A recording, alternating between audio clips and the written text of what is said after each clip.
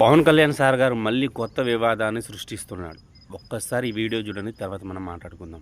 వీళ్ళు భగవంతుడి మీద పగబట్టారు. వీళ్ళు 7 కొండలు అంటాం. 7 కొండలు ఎందుకు, నీకు 2 కొండలు చాలు. భగవంతుడి మీద పగ ఏంటి సార్? పవన్ కళ్యాణ్ సార్ నమస్తే సార్. సోషల్ మీడియాలో కానీ మీ నోటి నుంచి కానీ మేము వినే మాట ఏంటంటే, అప్పట్లో వైఎస్ రాజశేఖర రెడ్డి గారు ఉన్నప్పుడు తిరుమలకి 7 కొండలు వద్దు, 2 కొండలు చాలు అనే మాట వింటున్నాం సార్. ఒక్కసారి ఈ వీడియో చూడండి సార్. ఈ వీడియో చూసిన తర్వాత అసలు తిరుమలకి న్యాయం చేసిన వారెవరు, అన్యాయం చేసిన వారెవరో మీకే అర్థమవుతుంది సార్. ఒకసారి ఈ వీడియో చూడండి సార్. 7 కొండలు 3 కొండలు రాజశేఖర రెడ్డి గారు చేశారా? 7 కొండలని 7 కొండలుగా రాజశేఖర రెడ్డి గారి హయాంలో జీవోలు వచ్చాయా?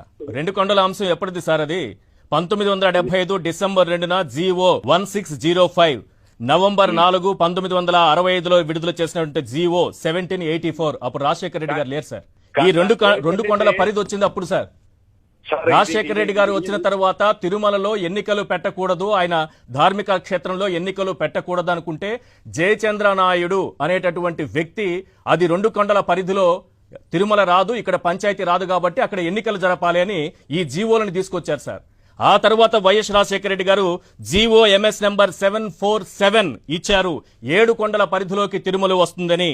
అలాగే జీవో ఎంఎస్ నెంబర్ 746 ఇక్కడ అన్యమత ప్రచారాలు ఇవేవి జరగకూడదని తీసుకొచ్చింది వైఎస్ రాజశేఖర రెడ్డి గారు. సార్ పవన్ సార్ వీడియో చూశారు కదా సార్.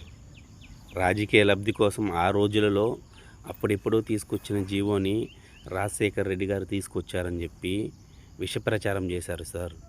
నిజంగా చెప్పాలి అంటే తిరుమలకి 7 కొండలు వర్తిస్తాయి అని చెప్పింది రాజశేఖర రెడ్డి గారే. అన్యమత ప్రచారం చేయకూడదు అని చెప్పింది కూడా రాజశేఖర రెడ్డి గారే సార్.